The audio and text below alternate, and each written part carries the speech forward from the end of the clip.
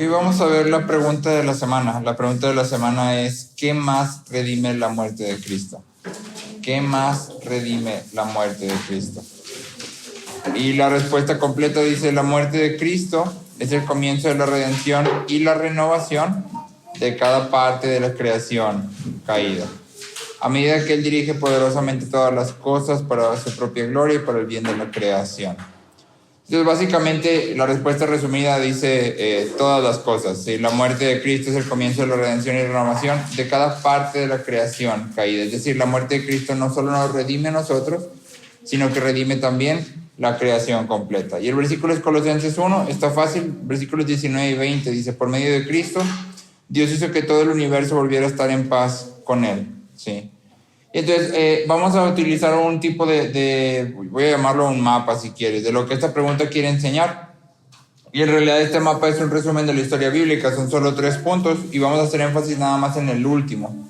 ¿Sí? Es creación, caída, redención. Creación, caída, redención. ¿Sí? Ese es nuestro mapa y es importante tocar esos 3 puntos para llevar al niño a entender lo que la pregunta quiere explicar. ¿Sí? Entonces, creación, caída y redención. En primer lugar, creación. Génesis 1:31 dice: Dios vio todo lo que había hecho y era bueno en gran manera. Dios vio todo lo que había hecho y era bueno en gran manera. Entonces, en el comienzo, en Génesis 1, lo que vemos es que todo lo que Dios había hecho era bueno. Y no solo bueno en el sentido de benéfico, sino que todo existía en perfecta armonía horizontal y vertical, es decir, las relaciones horizontales entre el ser humano, entre los animales, las plantas, todo era armonioso perfectamente, y la relación de todo lo creado con Dios era perfectamente armonioso también, ¿sí? En ese sentido es que era bueno. Entonces, eso es creación. Después tenemos caída.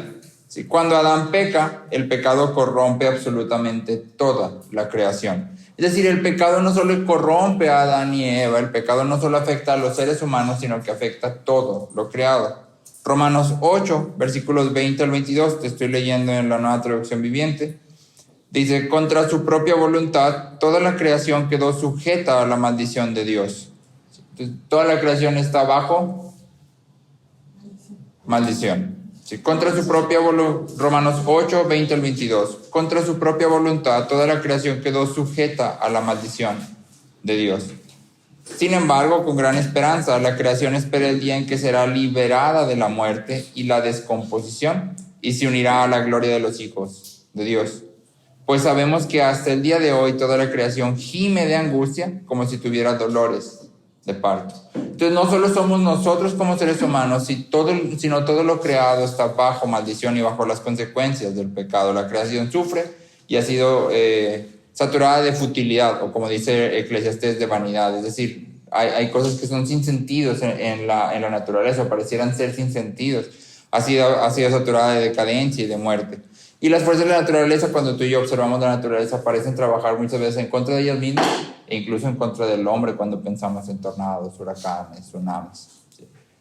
Un autor dice: por todas partes de nuestros ojos se encuentran imágenes de muerte y decadencia, el dolor de la esterilidad, la furia de los elementos, los instintos destructivos de los animales, las mismas leyes que gobiernan la vegetación. Todo da a la naturaleza un tono sombrío.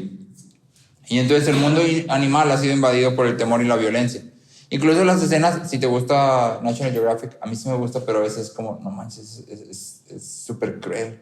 Entonces es como, no puede ser. Cuando va la mamá con sus cachorros y de repente están persiguiendo y lo que hacen las manadas es aislar al más chiquito, ¿sí? Para entonces matar al más chiquito. Y muchas veces la mamá no regresa porque sabe que no puede hacer nada y tú dices, no manches, o sea, es así como...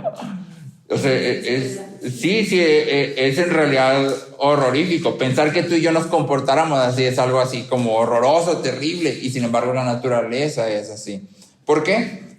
Porque ha sido llena o está manchada por el pecado, ¿sí? Inundaciones, sequías, huracanes, tornados, plagas y terremotos desde en la tierra.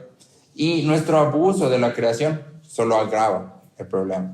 Y entonces, esta es la situación en que el mundo está, la creación está caída y lo podemos ver cuando miramos alrededor. Aunque hay belleza, también hay horror. Aunque hay cosas que tú dices, wow, esto está increíble, también al mismo tiempo es como, No sé si han visto estos pollitos, no sé cómo se llaman, son unos pájaros que la mamá pájaro, para que vuelen, los tira, los avienta, y no creas que los avienta así como que vente, mijo, aquí a un lugar seguro. No, o sea, están así en el despeñadero más alto y los deja caer y tú dices, no. O sea, y el pajarito sobrevive a toda la caída y todo, pero el problema no es tanto la caída, que ya de por sí se ve así para ti, para mí, sino que cuando lo tiras, lo dejas expuesto a depredadores. O sea, hay animales que están esperando esos momentos para comerse a los pollitos. Y entonces, como, ¿por qué la mamá lo hace a sabiendas de que abajo hay? Es parte de la naturaleza, y lo que decimos es parte de la naturaleza. Sí es parte de la naturaleza, pero no parte de la naturaleza tal como Dios la creó. Sí. O que se comen a sus papás o a sus mamás. O su marido.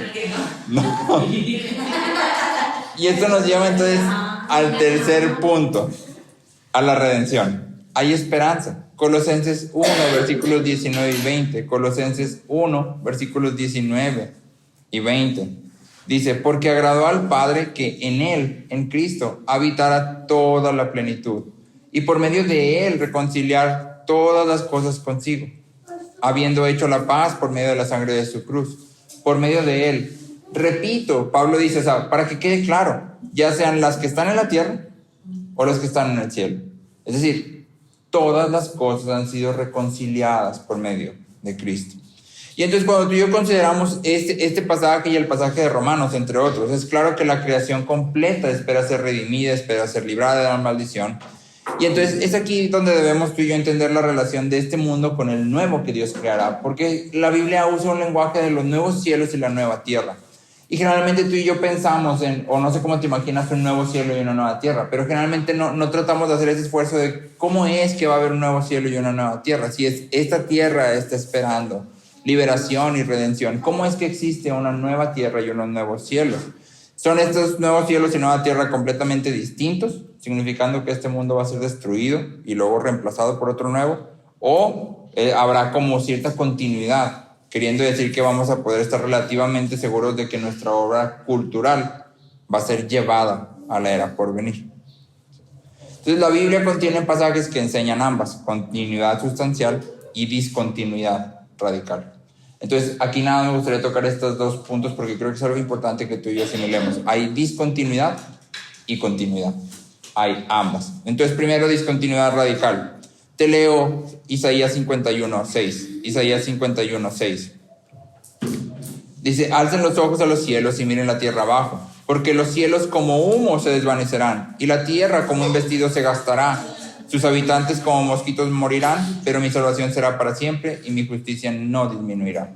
Y entonces Isaías dice aquí que los cielos se van a desvanecer como humo y la tierra se va a desgastar como un vestido.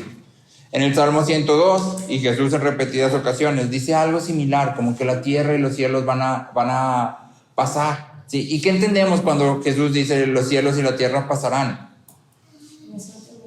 Como que se fueran a terminar, y cuando se termina algo es como que pues se acabó, ¿no? O sea, ya, y lo que sigue, ¿sí? Jesús, los salmos y los apóstoles dicen que el mundo va a pasar, y esta es una frase que debe significar algo como desaparecer, cesar, irse, morir, perecer. Esa es más o menos la idea a la luz de cómo la palabra se usa en otras partes de la Biblia. Y entonces cualquier cosa que entendamos sobre los nuevos cielos y la nueva tierra, no debemos de pensar nunca que hay una continuidad completa. ¿Sí? Es decir, no debemos de creer que este mundo va a pasar a la nueva era así, tal como está. Hay cierta discontinuidad, ¿sí? No hay una relación uno a uno entre este mundo en el que vivimos hoy y el mundo en el que viviremos más adelante, en la eternidad. Sin embargo, hay continuidad. También existen otros pasajes en la palabra que enseñan que de hecho habrá alguna clase de continuidad. Ya leímos Romanos 8, ¿sí? Donde dice que la creación espera ser redimida y librada, ¿sí? Es decir, la creación espera ser destruida y desaparecida, espera ser librada, lo que implica ser o continuar existiendo, pero ahora salvada, ¿sí? En cierto sentido similar a lo que nosotros esperamos. Y Pablo dice que en el último día, cuando los hijos de Dios sean revelados y reciban la redención de su cuerpo, la creación será librada de su cautividad y restaurada a su propósito original, que es la alabanza sin frustración ni restricciones de Dios. Romanos 8.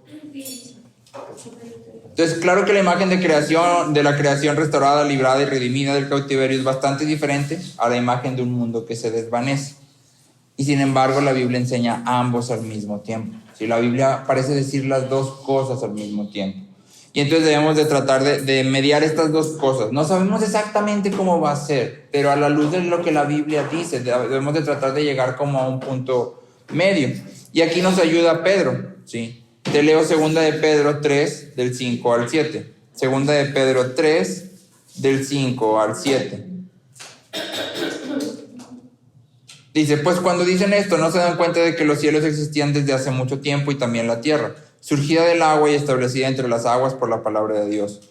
Por lo cual, el mundo de entonces fue destruido, siendo inundado por el agua. Pero los cielos y la tierra actuales están reservados por su palabra para el fuego, guardados para el día del juicio y de la destrucción de los impíos.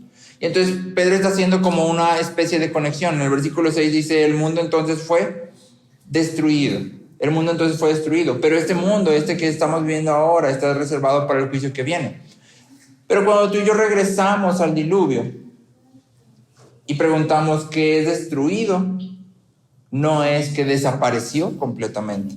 Simplemente sufrió una especie de, vamos a decir, muerte y resurrección, por decirlo así. ¿Sí? En cierta forma fue destruido, pero no fue que Dios lo pulverizó y lo creó un nuevo planeta Tierra. Y Pedro está haciendo como esta analogía, así como en ese entonces fue destruido el mundo. Ahora este mundo, como si fuera uno nuevo, pero realmente es el mismo planeta Tierra, espera el juicio de Dios, ¿sí?